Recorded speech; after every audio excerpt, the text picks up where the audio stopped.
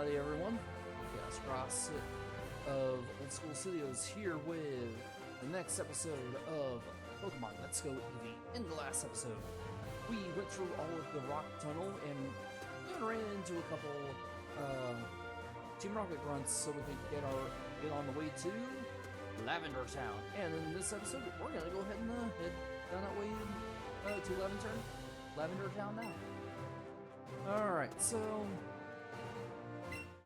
let's go ahead and start fighting some people now.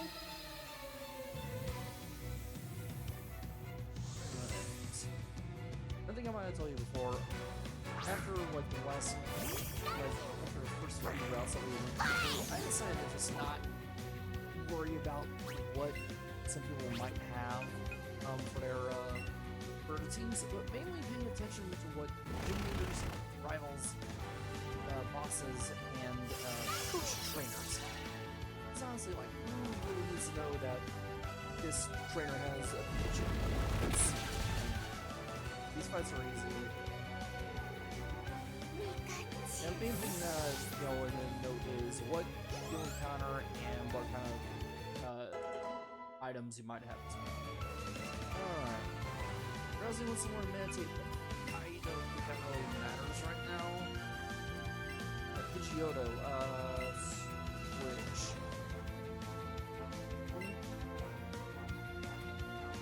And I can't the electric move, and I would have been better than that. I think the best bet would probably be either the Swift or Sizzly Slide. Ooh! Okay, so that's my defense or friendship or something like that. But basically, when the affection is high enough with your partner, it will be able to actually not just dodge certain attacks randomly, but also,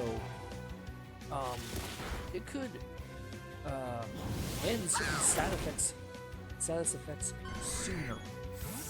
Like how sleep could last for about around like 2 to 5 turns. Depending on how your friendship is, it wouldn't even last a turn.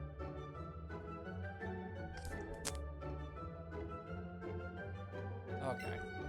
Well, I mean, that's also when friendship and affection really start.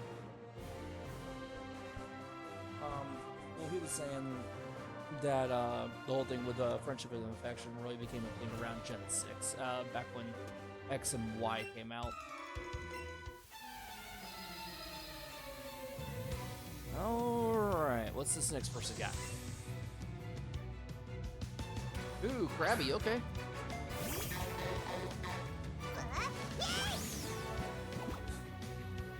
I really appreciate some of the Pokemon that this generation has, but not all of them, because let's be honest, with some of the future generations, especially 2 to 4, had honestly some of the best well-rounded Pokemon, and also some of the best designs I've ever seen. Because everyone, you know, loves the starters of Gens 2, 3, and 4, and honestly, my favorite starter of all 3 generations, after one, definitely has to be Torterra. I know it's kind of weird, but a grass and ground starter with a wicked design actually is a very good choice. And I have nothing against the other starters. I mean, everyone loves Charizard, and me, look, I love it, but I don't think it's the greatest. I mean, that is, for me, in this generation, Blastoise. It's a good tank and also a good special attack. I mean, for those who like Venusaur, good on ya. Honestly, for what it's there to do, it's good. I don't think Ivysaur was probably the best bet here. Alright, let's go ahead and do Geodo, because it won't affect it. Mine because of it again, or we'll say, typing is weird. Yeah, I was right. That's one thing probably I haven't talked about. Ground attacks will not affect flying, so that's a nice thing.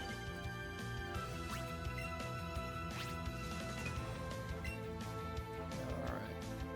Yeah, this is going to be a bit of a slow battle here because, honestly, this Pidgeotto isn't the best attacker. If I had a Squirtle or that was a Wartortle, well, yeah, definitely a Wartortle, then this would be easier. But you can see that this, yeah, it's not exactly fair. Is a good one for us here. Okay, reduce accuracy a little bit. I'm sure we'll be fine. Go ahead and do double click here. Yeah, see, we'll be fine. Oof.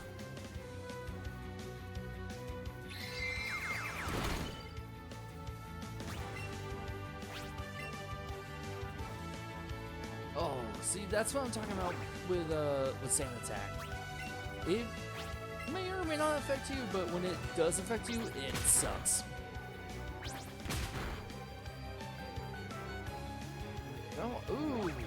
See, we've had that happen like 3 times in the last couple minutes, where it'll dodge more frequently, and like that's one thing I really like about this game here, and future games is when they do that to help with making battles a little more random, I guess.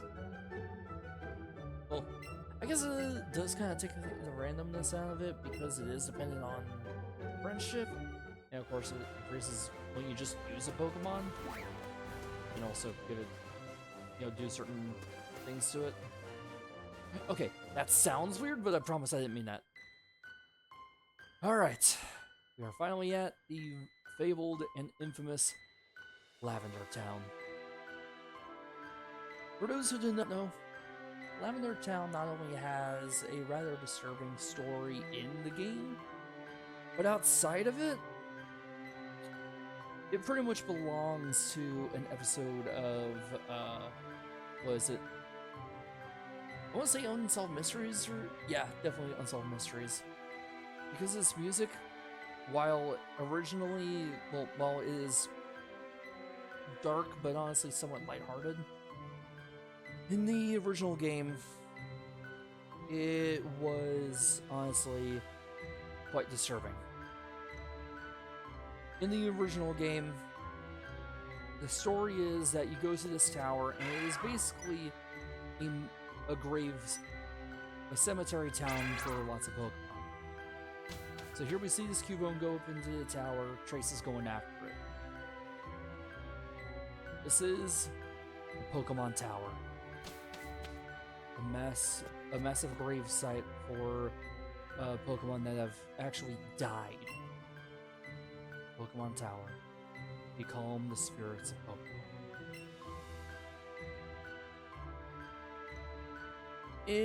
Okay, so let's go into what exactly is creepy and disturbing about Lavender Town. I'm taking this directly from the Wikipedia page of Lavender Town.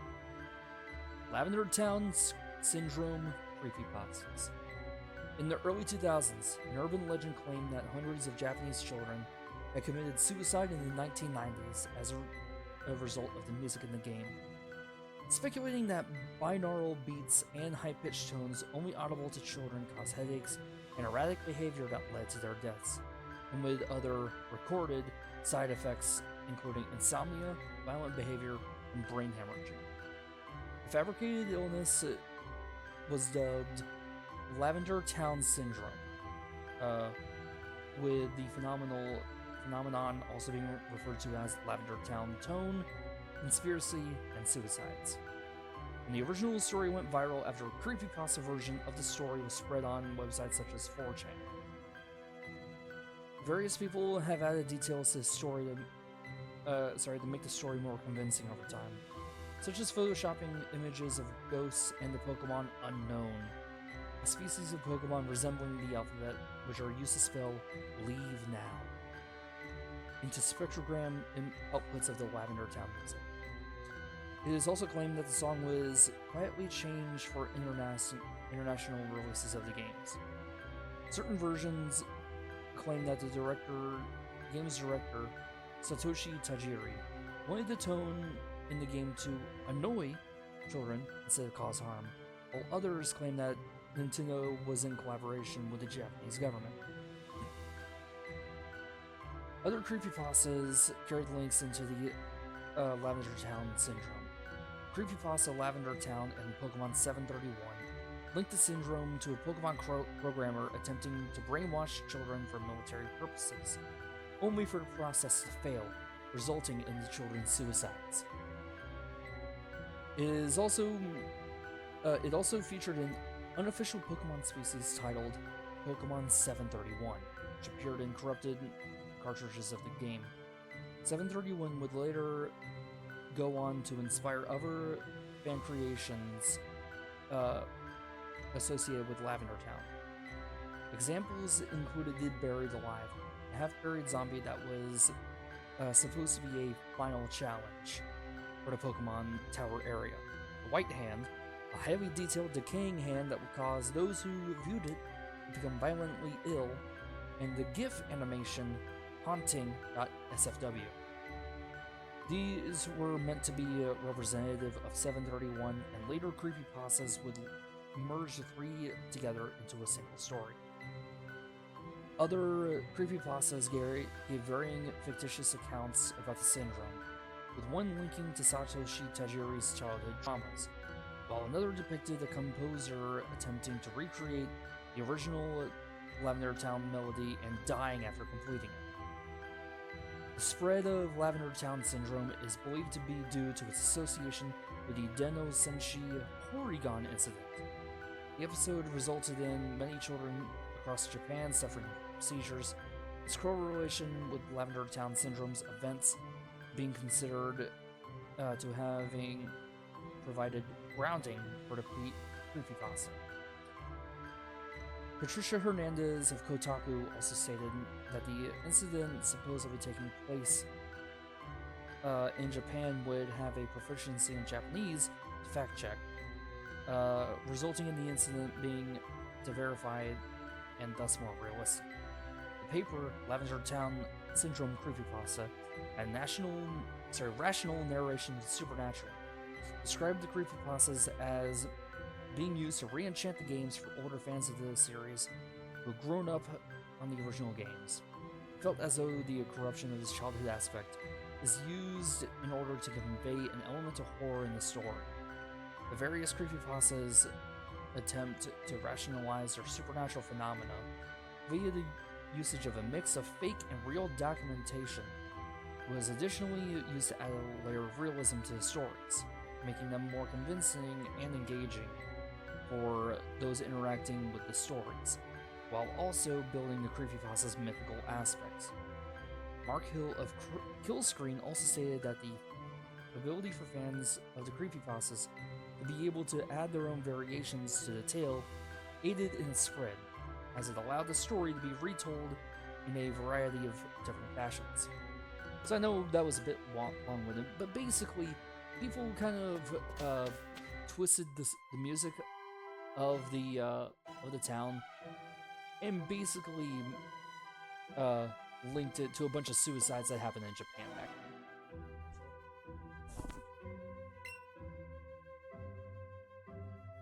Okay, yeah.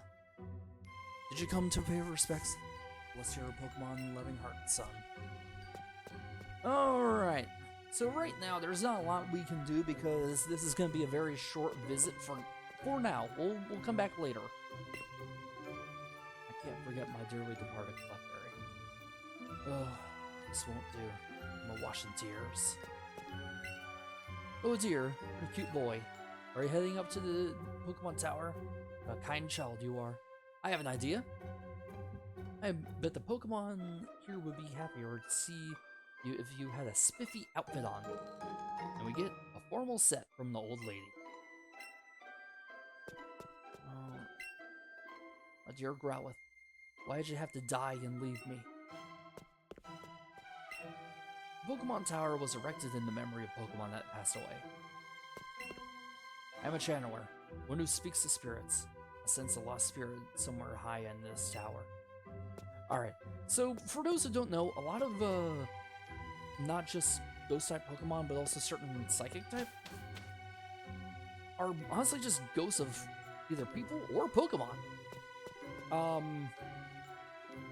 And that, what I mean by psychic Pokemon, I believe one of the earlier bios for Kadabra actually says that it was like formerly a 14-year-old boy that became a Kadabra.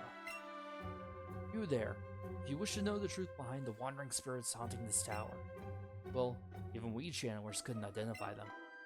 But maybe with the right tool.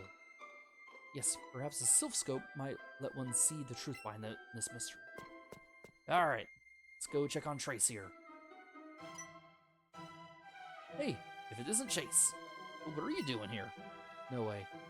Chase, your Pokemon didn't die or anything, right? Boy, I'm glad I was wrong this time. And maybe you should check that your Pokemon are doing well. With battle, aw man, I should have healed. Oh well. Alright, let's go ahead and get into this battle here. This first Pokemon he is sending out is a Pidgeotto. It is level 27 with the attacks Quick Attack, Wing Attack, and Sand Attack. That's like the second or third time that the Pidgeotto has had the same attacks with the name Attack. And honestly, this is what I get for not healing. Okay, it's burned, so I'm good for now.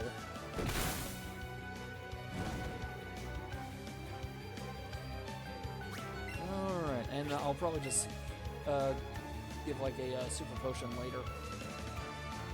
Okay, with that pause, I thought that he was gonna give them like a potion or something. But sometimes when these games have pauses, it might mean that the opponent is gonna heal or something like that. Boy, doesn't that happen a lot during the Elite Four Champions. Oh god. Okay, next Pokemon is gonna be his Raichu. Alright, this next one is a level 28 Raichu with the attacks Thunder Shock, Quick Attack, and Thunder Punch. Well, luckily we have Dig, so this actually won't be bad. Unless it's quicker, and I dodge it because I love the affection on this. Alright. This may or may not knock it out, we'll see. So freaking close. Isn't that how it always goes, though? And using the freaking Hyper Potion. See, that's what I'm talking about. So, I actually have a funny story involving that kind of thing, or to heal like that. When I first started playing Pokemon Alpha Sapphire, one of the first trainers you go against, Alas, used a full restore on a Zigzagoon. What kind of crap is that? A freaking Zigzagoon! Full restore on that! Okay. Yeah, I'm definitely gonna use a Super Potion, or if I have anything higher than that. Alright, Raichu's down. And that's supposed to be his ace. I don't get why it brought it out second, but I'm not questioning it. Alright. Finally, Bloom. I think for now I'm gonna go ahead and switch out with Pidgeotto. Just so that way you can heal, but also work because of it being a flying attack. Well, flying type, so we'll see. Alright, its final Pokemon this time is a level 27 Bloom with either with the attacks Razor Leaf, Sleep Powder, and Acid. Really leaning into the grass and poison, isn't it? Alright. That's actually doing bad for level 26 Pidgeotto. Even with some health gone, yeah. Even if faints, it'll give me enough time to go ahead and knock it out with a Sizzly Slide, or maybe get a... Alright, yeah. Yeah, I think it's down this turn. Yep. Oh well. Alright. Go ahead and bring back out Eevee. You got this, buddy. I know. Alright, that's one thing that I like about this game. I like that it does not keep the HP sound effect going. Because when you're a 12-year-old playing Fire Red or Leaf Green for the first time, one thing you did not like hearing is that going on for like 5 or so minutes while you're playing the game and forget to heal. Yeah, that's true. Ah, shoot. When we battled, we scared off that Cubone. You know Cubone, right? It's a Pokemon that's always wearing a skull. That Cubone looks like it was searching for something. Maybe it's up on one of the higher floors? But before we do that, let's actually go and heal. Because even though we're not going to be doing any other battling, I figure might as well go ahead and do it now. Just in case something does happen. Yeah, as I said, I first heard this when I was like 11 or 12. Borrowed Leaf Green from my cousin, and it was honestly quite disturbing to hear this when you're that young and not really knowing some of the darkness that this series truly has. Like, everyone knows about Cubone. The skull that it wears is from its mother, and a lot of people speculate, oh, that might mean that that's like a what was the mother is, I think, what, a Charmeleon or Charizard, I think? Or people saying that's like a Kangaskhan or something. I don't know. And you want to hear about some other darkness? How about the fact that freaking Mega Aerodactyl Mega Glalie breaks its jaw. What in the heck? Alright, get an X attack, not bad. I don't know if I went over it before, but X attack is an item that lets you increase attack in battle only. Alright, let's go ahead and talk to this. I want to get to the bottom of this. Had a coward like me end up in charge of Pokemon Tower. Or battle? Well, I'm kind of strong. Here goes nothing. Alright, I don't know. No, okay. Either way, we'll see what we have here. Alright, Geodude, I have double, so I think we'll be fine here. Got a level 28 Geodude. At this point, should that be a gravel or what's going on here? Alright, Rock Slide did a decent amount of damage. Oh, that's just evil. It flinched.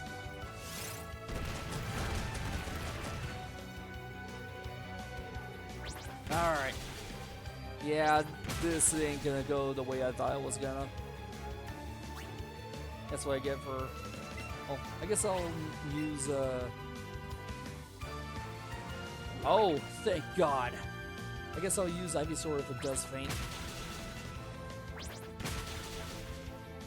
Ooh, critical hit on the second one, awesome! Well, we obviously know what the TM's gonna be when this battle's over. Alright, yeah, we're done with the fight, awesome! That went a lot better than I thought it was gonna.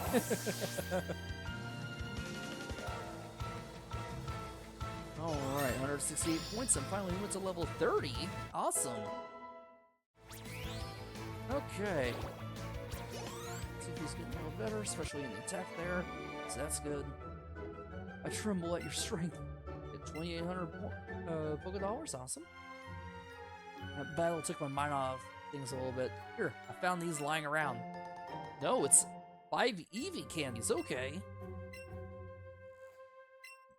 Alright, I think it's best I probably use them to have things go a little better in this game. Alright, so candy jar and Eevee candies.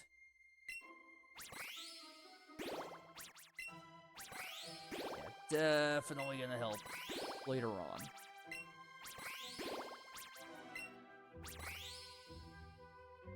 Yeah, see what I'm talking about? That's awesome. Okay, let's go ahead and go up to the next floor. Cubone! Cubone! Come out wherever you are. I don't see any sign of it. Oh. Huh? Is that a creepy ghost? It's a oh. Ghost! Ah! Get out. Be gone. What's with the Cubone? Ah. Aw. Cubone sadly trudged down the stairs. I think it's probably safe to do that right now because now we really can't do anything until we get that get an item that will help us get past the ghosts. Well, it is November 2nd. Originally last week I was gonna do this because it would have been way more appropriate. But even though it's no longer October, well, you can still have a bit of a morbid month, and you know the whole. I meant to say that before I went on the whole thing about the creepypastas, but still.